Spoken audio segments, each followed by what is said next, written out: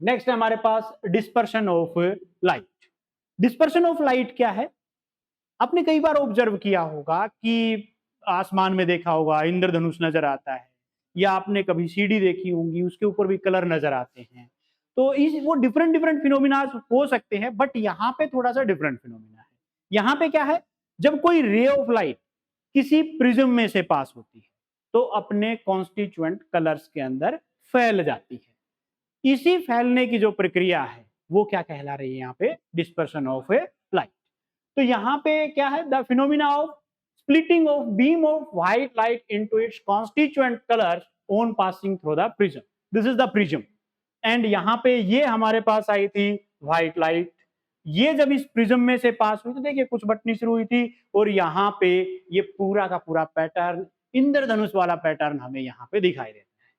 तो इस तरीके से लाइट बट जाती है, व्हाइट लाइट प्रिज्म में से पास होने पर। इसमें नाउ यहां पे हुआ क्यों, क्यों रंगों में बट गई? ये रंगों में बटी डेविएशन के कारण। क्यों बटी? क्योंकि डेविएशन अलग अलग कलर के लिए अलग अलग हो सकता है। अलग अलग होगा तो कोई ज्यादा डेविएट होगा, कोई कम डेविएट होगा, according to their wavelength. About that we discuss in next topics. तो यहां पे क्या होगा, कोई ज्यादा होगा। कौन ज्यादा होगा? वायलेट कलर का जो डेविएशन होता है वो सबसे ज्यादा होता है, और रेड कलर का जो डेविएशन है वो सबसे कम। यहां पे भी देख सकते हो, जो वायलेट कलर है सबसे ज्यादा डेविएट हुआ है, सीधी जानी चाहिए थी, बट वायलेट सबसे नीचे और रेड कलर सबसे ऊपर। इस तरीके से बनता है। और इस तरीके से जब कलर्स स्प्लिट हो जाते हैं एक बैंड में, बैंड ऑफ कलर्स में, तो हमारे पास बनता है स्पेक्ट्रम। Is it okay? तो band of 7 colours obtained is called spectrum. और उस स्पेक्ट्रम को हम क्या कहते हैं? विबग्योर। विबग्योर का मतलब violet, indigo, blue, green, yellow, orange और रेड। तो इस तरीके से बनते हैं। तो ये वन पैटर्न बनता है जो हमारा डिस्पर्शन ऑफ लाइट का प्रिज्म में से पास होने। नेक्स्ट है यहाँ पे काज ऑफ डिस्पर्शन। हुआ क्यों था? अभी अभी हमने देखा कि 7 कलर्स में टोटल सा कारण ढूंढने की कोशिश करते हैं।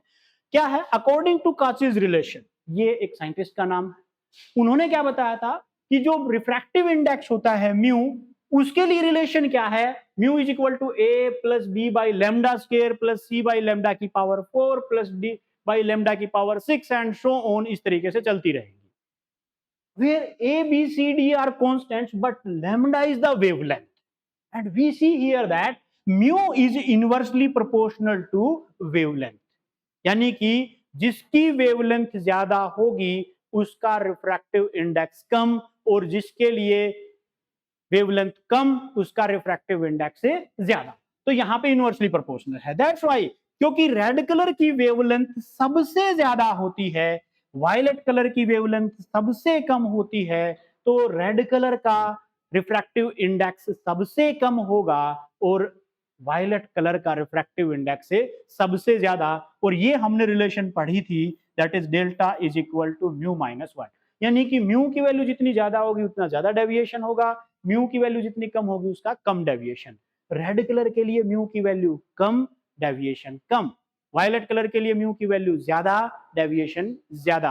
क्यों? क्योंकि रेड कलर की वेवलेंथ ज्यादा, म्यू की वैल्यू कम, डेविएशन कम। वायलेट कलर के लिए वेवलेंथ कम, रिफ्रैक्टिव इंडेक्स ज्यादा, तो डेविएशन ज्यादा। तो रेड कलर सबसे कम डेविएट होगा और वायलेट कलर सबसे ज्यादा डेविएट। यही कारण था कि रेड कलर हमें सबसे ऊपर मिला और वायलेट कलर सबसे नीचे मिला। नेक्स्ट है एंगुलर डिस्पर्शन। एंगुलर डिस्पर्शन क्या था? देखो अभी अभी हमने स्पेक्ट्रम देखा था। इस स्पेक्ट्रम में क्या है कि रेड कलर तो यहां पे है और वायलेट कलर यहां पे है। यानी कि जो उससे पहले हमने पढ़ा था उसमें डेविएशन देखा था कि डेविएशन के लिए सिंगल लाइन लगा दी थी हमने। बट हमने अभी पता चला हमें कि ये सिर्फ इतने से काम नहीं चल रहा, ये तो इस तरीके से भी डेविएट हो रहा है। यानी कि रेड कलर कम डेविएट हो रहा है और वायलेट कलर है ज्यादा। इसका मतलब इन दोनों डेविएशन में भी डिफरेंस है, एंगल में डिफरेंस है डेविएशन में। This is known as a angular dispersion. तो यहां पे ये होता है एंगुलर डिस्पर्शन। क्यों हुआ? वही डेल्टा के कारण, रिफ्रैक्टिव इंडेक्स के कारण। तो यहां से एक चीज क्लियर है कि डेल्टा वी सबसे ज्यादा होता है, रेड कम होता है, उन दोनों के बीच का जो डिफरेंस होगा वो क्या हो जाएगा, angular dispersion. So delta V that will be equal to, तो यहाँ पे डिपेंड किसके ऊपर करेगा, एक तो एंगल ऑफ प्रिज्म ए के ऊपर और दूसरा किसके ऊपर, nature of a material of prism यानी कि म्यू के ऊपर। तो यहाँ पे डिपेंडेंसी इस तरीके से होती है। नेक्स्ट है हमारे पास डिस्पर्सिव पावर। डिस्पर्सिव पावर को लिखते हैं हम ओमेगा से, तो इसे रिप्रेजेंट करते हैं। Dispersive power of material of prism is defined as the ratio of angular dispersion, जो अभी अभी हमने कैलकुलेट किया था, to the mean deviation. Mean deviation जो डेल्टा हमने पहले कैलकुलेट किया था, उन दोनों का रेशियो यहां से करें तो एंगुलर डिस्पर्शन हमने पढ़ा था डेल्टा वी माइनस डेल्टा, और मीन क्या था, डेल्टा। इन दोनों की वैल्यू हमने पढ़ी थी कि mu v minus mu r A, and ये था हमारे पास म्यू माइनस वन। ए से A cancel, we left with that is mu v minus mu r divide by mu minus one. So this is known as dispersive power. जितना ज्यादा dispersion होगा उतना ही ज्यादा उसकी पावर बढ़ती जाएगी।